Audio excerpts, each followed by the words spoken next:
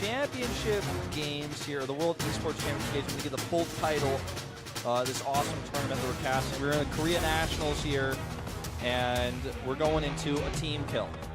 We definitely are. herO here, the first member of the team kill. The way he got here was by defeating Sulky and then TY.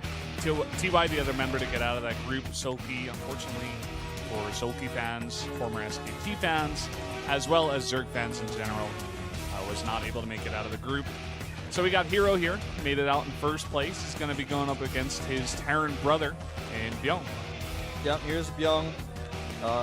He's got a big smile on his face, got a nice haircut, and he's looking ready here.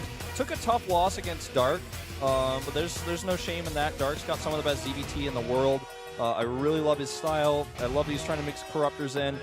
We had a great series yesterday between him and TY. Definitely go back and watch it if you missed it. Definitely the #1 VOD of the week, I'd say, for StarCraft. Unless, of course, you missed the WCS America Finals. Go back and watch that, too, if you missed it. Here's, of course, our picks and bans. No ban on Catalina, but it ends up being the last map pick, so neither of these players really feeling like they want to play on it too much. Yeah, well, I mean, we were talking about a little bit about the stats between these on that map, actually, Catalina, and how Terran was pretty massively favored in terms of stats. Yeah. In terms of stats only, I think it was about 30% win ratio there for Protoss. But besides that, it looks like, I don't know, bbyong just liking Deadwing in general, and he also likes merry-go-round. Well, Nimbus pick is a no-brainer. I'm so shocked that we see the Overgrowth ban, though, because that seems like, if I think about all the maps in the pool, if someone asked me which map is bbyong's map, which one would you want to play if you were bbyong, if you could like be him and be in his style and his strengths and his weaknesses, I would say I want to play Overgrowth for sure. Maybe he just knows a little bit something special about herO, like exactly which map he's really good on or something. You know, just something from the house, you know, practicing with him a lot. Maybe he just loses a lot of games to herO on that map, so he's just like, no, I'm not letting you have that map, not in this series. Yeah, that makes a lot of sense, actually. We have to go into this series reminding you guys that this is, of course, a team kill, as will our next 2 matches will be in the round of 4. So, all right, guys, herO versus bbyong going into the King Sejong for our first map here. Let's jump into it right away.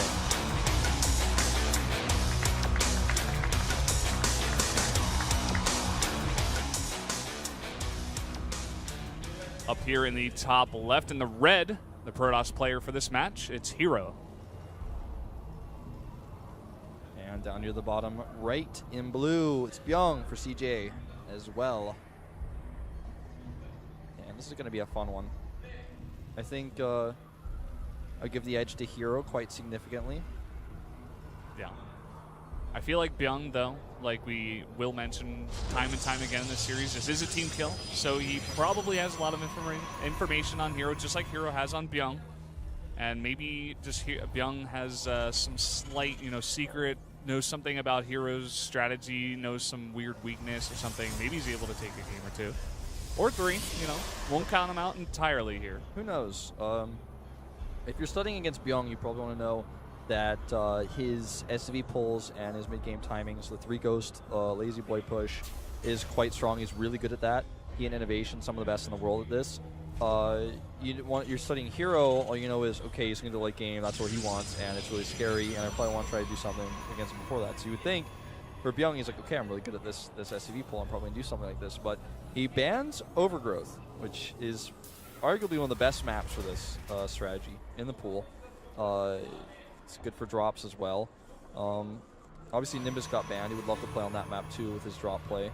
bbyong is really good at sniping third bases with his attacks, his mid-game aggression. I think here's probably going to want to take a slower, more safe, you know, get these Colossi out first, third base. Yeah. I think that's what we're probably going to see from him. Nimbus ban makes sense. You know, maybe Catalina, not the most liked map here by herO as well. But it gets picked last, or rather it's left for last by bbyong even. I'm kind of surprised that he didn't, you know, either switch out Deadwing or merry-go-round there for the Catalina.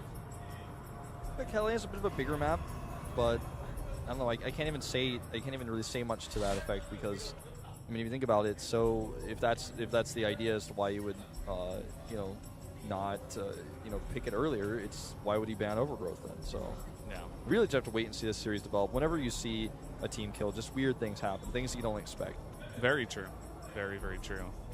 Well, right off the bat, we got both these players kind of doing normal things. We're going to see the cancel on the Zealot probably. Yep, there it is. He's going to make his Nexus, and back for the Terran, he just makes a Reaper, makes a Reactor, and a CC. So pretty much the most standard openings for both these players. Nothing out of the ordinary here. Just going to have a pretty straight-up PvT to start for game number 1. Yep, this matchup is pretty figured out. Almost no variation in this ever. The only one being the quicker gas for an early drop or something like that. Different what you ever see besides this. Yeah. Warding that Reaper away with that Mothership. Reaper tricks him though, pops back in here, wants to find that third pylon. Does, I believe, barely see it. Not much else to see yet. Nothing weird to be spotted. Yeah. Super fast +1 going to come out of him though with this engineering bay, and then he's going to be able to get turrets up for possible oracles. Yeah. Also good for getting the very fast upgrades. Again, something we talk about a lot. The Protosses, they have the Chrono Boost ability, so they can get out that Forge pretty quickly and get those upgrades very fast, faster than the Terran can.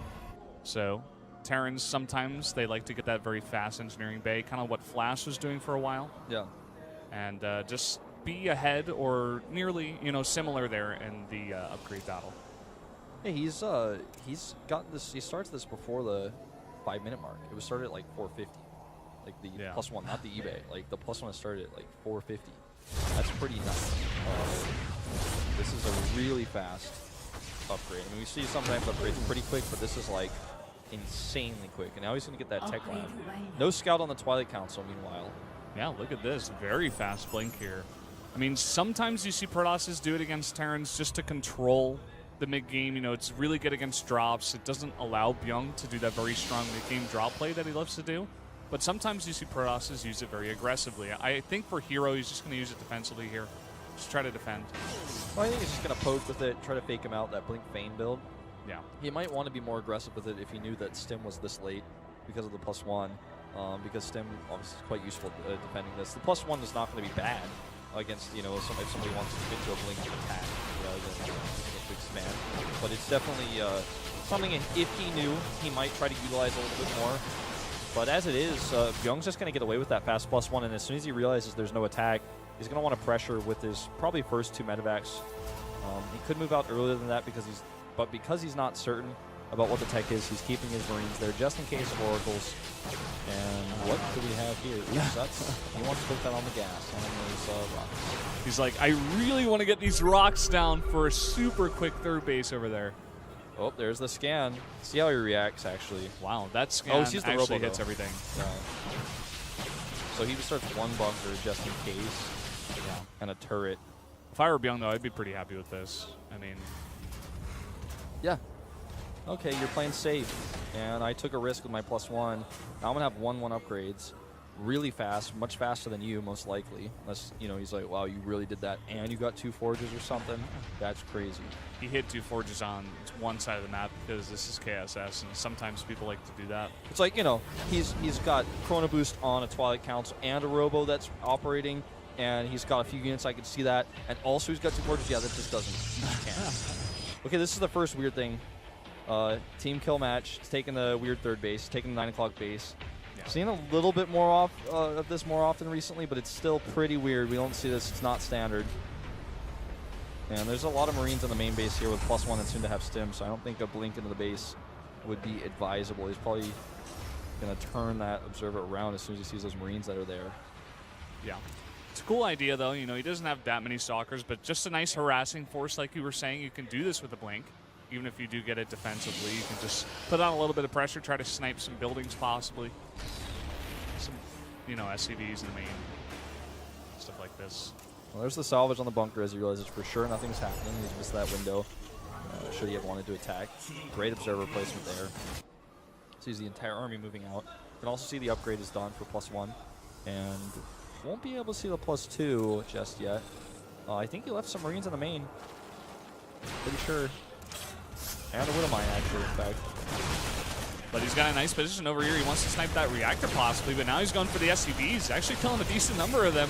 It's a pretty nice blink micro here as well. There's not enough. He left Marines in the main and a Widowmine, but not enough. Like, that's enough to easily deal with an Oracle, but when it comes to a large group of Blink Stalkers, it's a totally different story. Okay, gonna scan here. And he's like, oh, no third base. Okay, I don't need to attack directly right now. I'm actually in a pretty good spot. I go into the main. And let's see if he gets that Nexus cannon down. Looks like he will. Combat shield's still not done yet, so these Marines can't tank a whole lot. Yeah, gets out of there right away. Has those Stalkers with Blink again, just very good at defending it. He's actually going to try to place his Stalkers over here, possibly snipes to the Medivacs as they run. Needs to blink again. I'm not sure if he's got it. There he goes. Big stem there, and he got the Medivac. Wow. Nice. And, okay. Needs to be careful here, though. Okay, he's actually just going to try to bait these units. Not the best. Didn't end up working out for him, but he forced another stem. Every stem counts right now. Combat shields are done now, but before combat shields especially, that makes a huge difference in your army strength. And with only one Medivac over here, he's not going to be able to heal those units up. It's going to take way too long. Yeah. Scouting Marine over here, just on attack move, looking around. Oh, wow, and he still doesn't see the third base. Yeah. He has to assume that it's there, right? I mean, this is going to become a big issue. Now that the watchtower is being taken by that Marine after he killed the probe, he can actually send like a Stalker over there to deny a scout again. I think he's got 2 groups of units on both sides of the map. He's shutting down drops so hard right now. I dare you. Yeah. Notice he brings the Observer to the line of sight blocker, you know, just because he wants to make sure there's not a huge army in there that he's not aware of. Better safe than sorry. Yeah. Tons of gates coming out here as he power-ups on that third base. And look at this, another scout here with his Marine. He's like, you still don't have a third base? That can't be true. He might scan actually in a second here, to be honest. Look at the third CC here of bbyong. It is so far behind herO's. herO's has had that Nexus for at least, 3 or 4 minutes now. There's that scan. Yeah. Because he just needs to know. And at this point, like, he's feeling like, oh God, he clicks on those minerals. He's like, oh, those minerals are down at like 1175, like 1220. You've mined so many. You've gotten like 1,200 to 1,400 minerals at least off of that base. Gases are late, but so what, man? That's too much money. I need to do something fast. He's going to go ahead and set up some more drops here. He's got a drop heading to the north, and it looks like a big drop coming through here. Huge number. He's running right into the Blink Stalkers. No! He blinks on him. 1, 2, and maybe even a third. 2 more shots would have done it. And now he's got so many Stalkers here. He just doesn't care. Oh, he's God. going to continue the attack. These Widowmines doing absolutely nothing. He does have this drop, but with the Nexus cannon, it's not going to do anything. herO has a gigantic army on the front doorstep of bbyong, and bbyong, he's even being squished in here like a sandwich. He's got the Blink Stalkers just kiting from both sides here. Snipes a Medivac and blinks away. herO's looking to take this game in pretty outstanding fashion. Yeah. I'm surprised he doesn't swing back around to defend his third base. bbyong is if he doesn't come back home, he's going to die, I guess, but I guess that's why. He's just like, no, you're dead, man. Sorry. You can have my third base. We can trade. We can do that if you want. Yeah. There are just way too many production units here right now. Those Widowmines got like the best shots they could ever hope for, but it still doesn't even matter. bbyong's like, I'm going to fly away my orbital command. I'm going to make a base in the middle now. 27, 29, 30. Force fields to ramp. He could dance his Colossi. There's not a single Viking. GG. There's never been like a bigger stop in this turn than what we just watched right there. Not even the bbyong game against Hack, where he just like dropped on his front doorstep. That wasn't even as big a stomp as that one. Well, I heard the noise. It was this loud crash of bbyong's jaw hitting the floor when he hit that scan. Yeah, that's something you can do on that map.